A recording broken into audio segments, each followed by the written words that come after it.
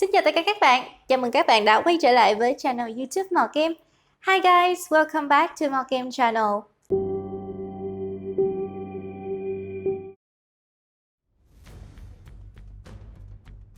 Dòng game kinh dị đã từ lâu là một trong những dòng game có số lượng fan đông đảo và trung thành vô cùng. Vậy nhưng, đã từng có ai thắc mắc một game kinh dị được tạo ra như thế nào chưa? Hãy theo chân Mọt đi tìm công thức làm nên game kinh dị nhé. Công thức số 1. Những màn jumpscare hú tim. Đây chắc chắn là thứ quen thuộc nhất và cũng là thứ không thể thiếu đối với thể loại kinh dị. Jumpscare là những màn nhảy ra, xuất hiện bất ngờ và đột nhiên từ trên trời rơi xuống bập trước mặt game thủ. Đi kèm đó chắc chắn là những âm thanh la hét đầy sợ hãi, những tiếng chửi thề hay thậm chí là những tiếng răng rắc của những cái tay cầm hay con chuột yêu dấu. Jumpscare là thứ đơn giản và rẻ tiền nhất mà các game kinh dị thường dùng, nhưng đôi khi nó bị lạm dụng quá đà dẫn tới game trở nên một màu và làm game thủ nhanh chán. Nhắc tới việc sử dụng jumpscare một cách hợp lý, chúng ta có thể kể tới Five Nights at Freddy cực kỳ thành công. Đây là một tựa game với lối chơi cực kỳ đơn giản, chính là ngồi xem các chuyển cảnh của camera. Vậy thì tại sao nó lại thành công như thế? Chính là vì lý do mà Mọt đã nêu ở trên. Tựa game biết cách tận dụng tối đa các màn jumpscare một cách hợp lý. Thực sự không còn thứ gì khiến chúng ta rụng con mẹ nó rời tay chân hơn là việc bạn đang nhìn ngắm camera an ninh và đột nhiên nguyên con mascot quá dị há miệng lao thẳng tới mình. Một màn jumpscare thành công trong game kinh dị phải hội đủ hai yếu tố. Một là bất ngờ và hai là phải cực kỳ nhanh. Hãy tưởng tượng bạn đang mò mẫm trong bóng tối thì có nguyên một con ma bất thình lình nhảy bổ ra hét toáng vào mặt bạn. Lúc này bạn sợ đến nỗi tim thòng cả ra ngoài. Rồi nó biến mất và khi tim bạn còn chưa kịp an vị thì nó lại lù lù xuất hiện ngay trước mặt bạn. Lúc này đây, trái tim nhỏ bé và bạn đành chia tay vài giây. Chính vì kiểu dễ làm dễ ăn tiền này của jumpscare mà Mọt chắc chắn rằng jumpscare là một trong những yếu tố không thể nào thiếu được nếu muốn tạo ra một game kinh dị. Công thức số 2. Trốn tìm và đuổi bắt. Một mô thuyết dễ thấy trong game kinh dị thì chúng ta luôn là nhân vật yếu hơn, lúc nào cũng bị lũ yêu ma quỷ quái chực chờ húp mình. Chính vì vậy, chơi game kinh dị tóm gọn lại trong hai chữ đuổi bắt. Mày chạy, tao đuổi, tao dí, mày chạy. Nghe vui mà đơn giản quá phải không nào? Ôi trời, mở để mà húp, đâu có đơn giản như thế. Nếu thế thì đâu còn là game kinh dị nữa. Chỉ với màn đuổi bắt thôi cũng khiến chúng ta tim đập tay run rồi đấy ạ. Game nâng tầm màn đuổi bắt khiến cho các game thủ phải xón ra quần, phải kể đến tựa game đình đám Resident Evil 2 và 3 với màn thợ săn con mồi kinh điển mỗi thời đại với sự góp mặt của hai đại ca Mr. X và Nemesis. Bảo đảm game thủ nào chơi qua rồi thì sẽ không thể nào quên được cảm giác mà Mr. X lừ lừ bước tới hay mỗi khi bé bự Nemesis nhảy bổ từ cửa sổ ra, ám ảnh vãi linh hồn. Lý do mà nó khủng khiếp tới vậy là do nhà phát triển đã làm cho hai anh trai này gần như bất tử. Game thủ sẽ chẳng thể nào làm được gì chúng, kể cả đạn dược có nhiều tới đâu đi chăng nữa. Chỉ có cắm đầu cắm cổ chạy.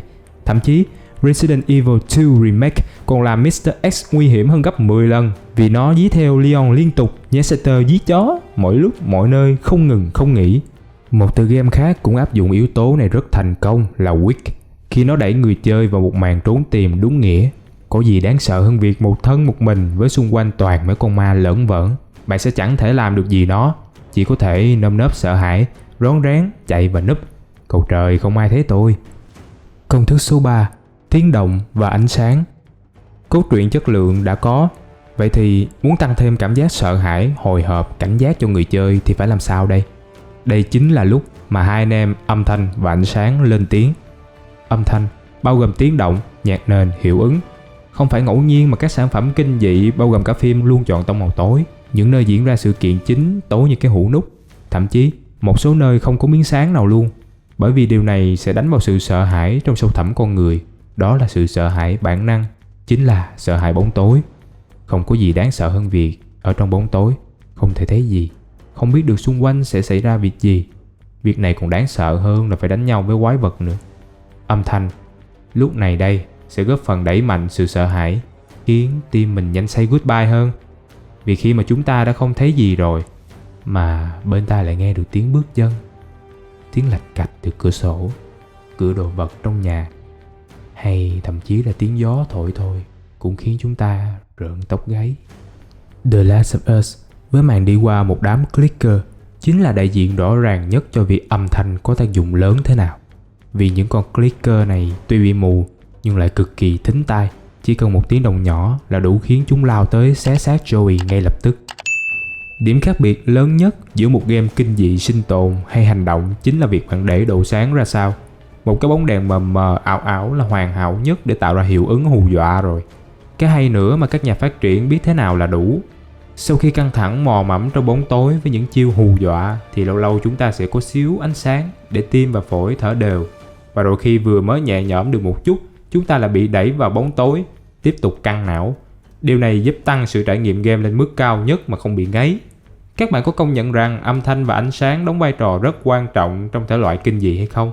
Chúng luôn đi kèm với nhau trong game kinh dị. Thiếu một trong hai là tựa game đó sẽ không thể nào hay ho nhất được. Công thức số 4. Những cánh cửa mở he hé và hành lang dài tăm tối.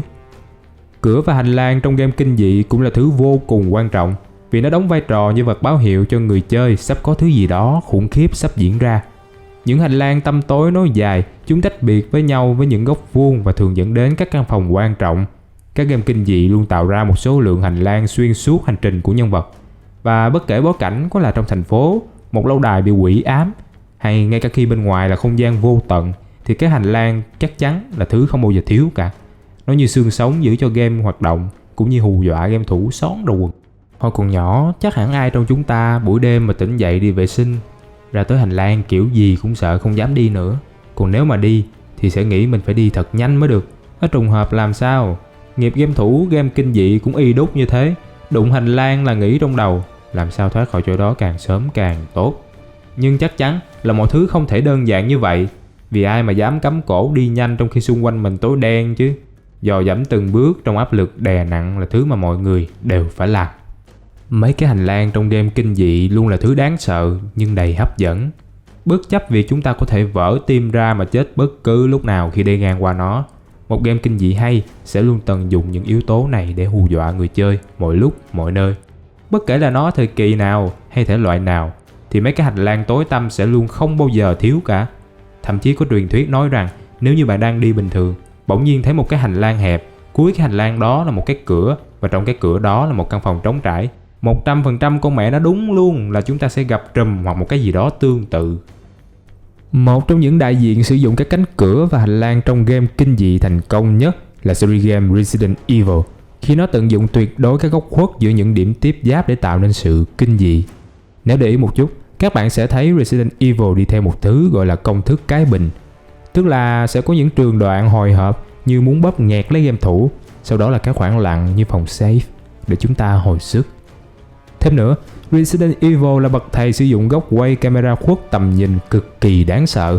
Nếu đã chơi game Resident Evil cũ từ bản 1 tới bản 3, chắc hẳn bạn đã quen thuộc với việc tự nhiên có một con zombie từ góc khuất lao ra mà bản thân không hề hay biết. Hoặc tuyệt vời hơn là đang đi thì nguyên một con Licker nhảy từ trên trần rơi xuống. Tiếp nối là một quý ông Tyrant xuất hiện như muốn ăn sống luôn nhân vật của chúng ta vậy. Hay với những màn kẽo kẹt huyền thoại, mở cửa rồi nhận ra ngay phía sau là mấy con zombie đang chờ sẵn, tạo ra một tâm lý hồi hộp không hề nhẹ. Điểm khiến các hành lang trở thành những chỗ tim nhảy bình bịch mỗi khi nhìn thấy chính là người chơi bắt buộc phải đi qua chúng. Mặc dù biết rằng trong cái hành lang bóng tối đó, ở cái dãy hành lang đó luôn luôn có một con quái vật chờ sẵn để làm gỏi mình. Cái áp lực nghẹt thở này đè nặng lên tâm lý người chơi, khiến họ luôn trong nỗi sợ khủng khiếp, không biết lúc nào nó sẽ xuất hiện. Thà là như bạn để một cánh cửa lớn và biết chắc chắn rằng trong đó có một con trùm, thì nó còn dễ chịu hơn là đi qua một cái hành lang hẹp mà không biết có thứ gì đó đang chờ đợi mình. Đó chưa phải là hết đâu. Ngoài cái dãy hành lang tối tăm lạnh lẽo ra thì chúng ta còn có một cái gọi là những điểm chuyển tiếp giữa cái hành lang. Chính tụi nó mới là cái nơi mà nỗi sợ hãi diễn ra gấp bội lần. Nó giống như một đoạn đường dài với rất nhiều điểm rẽ ngoặt khác nhau, và với mỗi điểm như vậy lại có một cơ hội để nhà phát triển nhét cái thứ gì đó vào mà hành hạ tâm lý người chơi. Cái cảm giác khi phải đi trong một cái mê cung dài tưởng chừng như vô tận như vậy, và một tiếng động từ xa vẳng lại, rồi tưởng chừng như thả lỏng người vì đi đến điểm kết thúc. Thiệu không, một thứ khủng khiếp bất ngờ ập vào mặt bạn, tim bạn muốn văng ra khỏi lồng ngực, và trên hết bạn không thể thấy hay biết trước phía trước mặt mình có gì. Nỗi sợ này bóp nghẹt bạn, đó chính là nguyên liệu hoàn hảo cho một game kinh dị thành công. Ngoài Resident Evil ra thì còn có Outlast hay Dead Space cũng là minh chứng hoàn hảo cho việc những cánh cửa và hành lang có tác dụng lớn lao ra sao. Trong trường hợp của Outlast thì hành lang biến thành nơi mà nhân vật chính đóng vai trò con mồi trong cuộc rượt đuổi trốn tìm. Không có vũ khí, không biết mình đang đi đâu và không thể chống lại những tên thợ săn ngay phía sau. Nó là một áp lực tâm lý cực kỳ khủng khiếp mà bất cứ người chơi nào cũng cảm thấy khiếp đảm. Khi bạn cứ chạy mãi trên cái hành lang tăm tối này, tim đập như đánh trống và cầu Chúa để mình không bị bắt. Đã thế, các nhà phát triển luôn biết cách nắm bắt tâm lý người chơi. Yếu tố bất ngờ, khó đoán và không lặp lại 2 lần cũng là cách mà game kinh dị áp dụng khiến cho người chơi bị sợ hãi cực độ. Resident Evil 2 Remake chính là cái thứ làm điều này tốt nhất, khi mà nó đặt lại cái con quái vật vào chỗ mà không ai ngờ tới. Còn gì có thể khiến bạn vừa khóc thét vừa oh no khi mà bạn tưởng rằng cái hành lang ban đầu nơi mà mình đã tiêu diệt sạch zombie là nơi an toàn, thì bỗng nhiên ở góc kẹt nhảy ra không những một mà tới tận 2 con clicker, kết hợp thêm một Mr. X chạy rầm rầm phía sau thì sợ xón ra máu luôn ấy chứ. À mà không, Mọt nghĩ rằng không có từ nào để miêu tả được cảm xúc ngạc nhiên, tức giận, xen lẫn sợ hãi cực độ này đâu. Nói tóm lại thì mấy cái hành lang trong game kinh dị luôn là thứ đáng sợ nhưng đầy hấp dẫn, bất chấp việc chúng có thể làm tim ta thòng ra ngoài mà chết bất cứ lúc nào khi đi ngang qua nó. Một game kinh dị hay sẽ luôn tận dụng yếu tố này để hù dọa người chơi mọi lúc mọi nơi. Bất kể là nó ở thời kỳ nào hay ở thể loại nào thì mấy cái hành lang tối tăm sẽ luôn không bao giờ là thiếu cả. Công thức số 5: không khí và tâm lý. Nhắc đến 2 yếu tố này thì chúng ta phải nói đến một dòng game khác. Ngoài những game kinh dị bình thường, chính là những game tâm linh Lovecraft là trùm trong việc sử dụng 2 em này. Những game tiêu biểu có thể kể đến như Bloodborne, Darkest Dungeons hay The Sinking City. Đặc điểm chung của những game này là không đánh vào nỗi sợ thị giác truyền thống mà dùng không khí cũng như các sự kiện trong game để đánh vào tâm lý người chơi. Cái hay của một game Lovecraft là nó sử dụng nhiều hình ảnh quái dị không rõ ràng với các họa tiết và những con quái vật với xúc tu cùng nhiều bộ phận cơ thể chấp vá với nhau, và cuối cùng là một đấng toàn năng luôn nhìn thấy tất cả mọi thứ nhưng không bao giờ xuất hiện.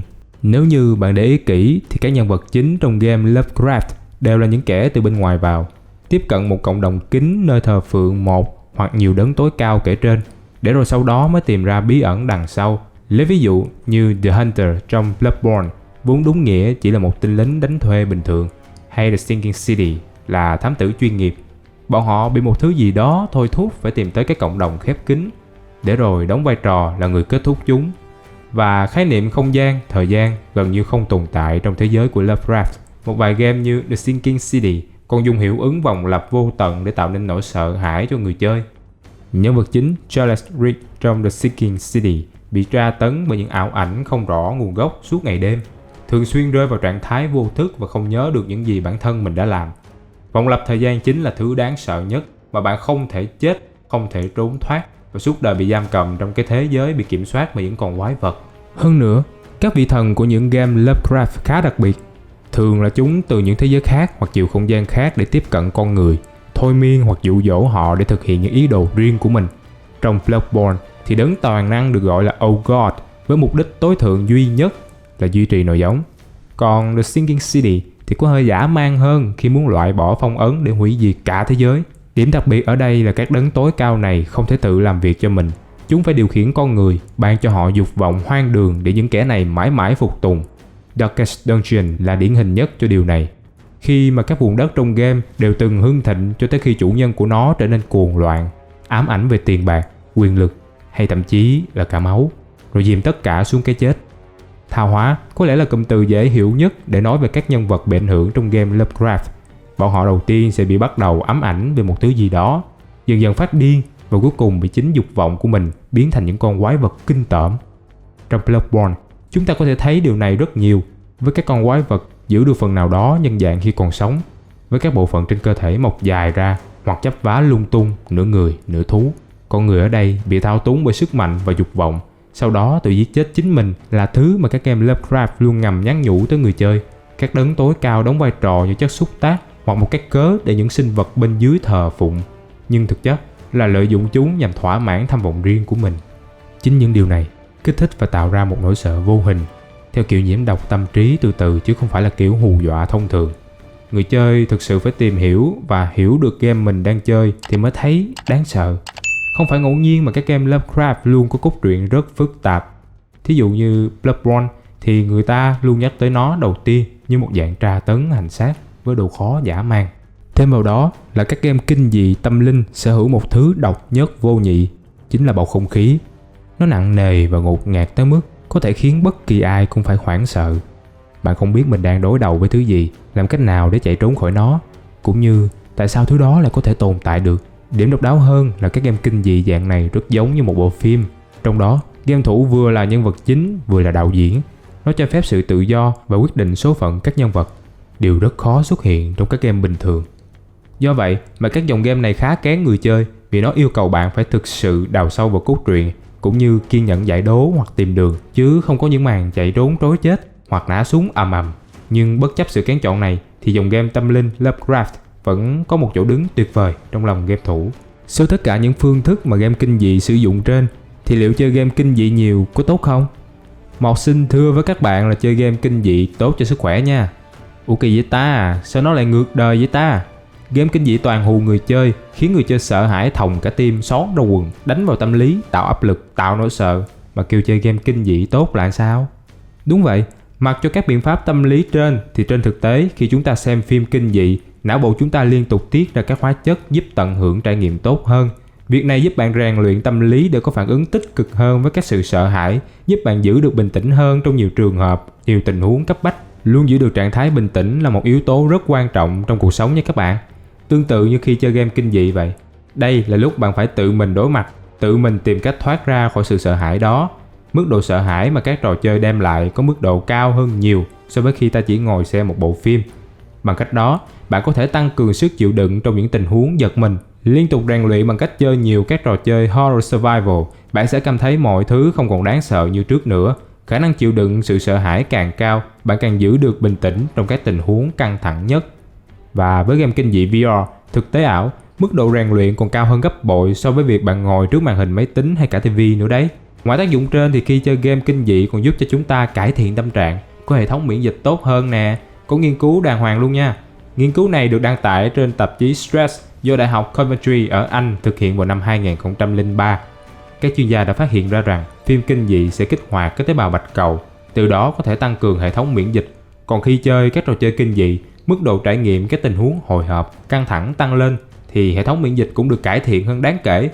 Tuy nhiên, nó chỉ đúng khi bạn muốn xem phim hoặc chơi game kinh dị thì những lợi ích này mới được giải phóng. Chứ nếu gặp người không có hứng thú thì không chắc sẽ có hiện tượng này xảy ra đâu nha. Ngoài ra, còn các tác dụng gì nữa không nhỉ? Vẫn còn nhiều lắm, như giúp bạn giảm cân nè, hoặc vượt qua những nỗi sợ hãi tâm lý nhất định như sợ rắn, sợ chuột, sợ ma chẳng hạn. Nói chung, chơi game kinh dị tốt cho sức khỏe, nhưng mà cái gì chơi nhiều quá cũng không tốt. Game thủ của Mọt chơi game nhưng cũng nhớ giữ gìn sức khỏe nhé. Cảm ơn các bạn đã theo dõi video của Mọt Game. Các bạn đừng quên like để ủng hộ bọn mình và bấm theo dõi để nhận được những thông báo khi bọn mình upload những video tiếp theo nhé. Một lượt theo dõi của các bạn sẽ giúp bọn mình có thêm kinh phí làm tiếp các video để đem đến những thông tin bổ ích dành cho game thủ đó. Ngoài ra, nếu các bạn muốn trao đổi về game hoặc có những yêu cầu nào cho những video tiếp theo, các bạn có thể like fanpage Mọt Game và tham gia group gia đình nhà Mọt Game của bọn mình nhé. Còn bây giờ thì xin chào và hẹn gặp lại các bạn trong các video tiếp theo.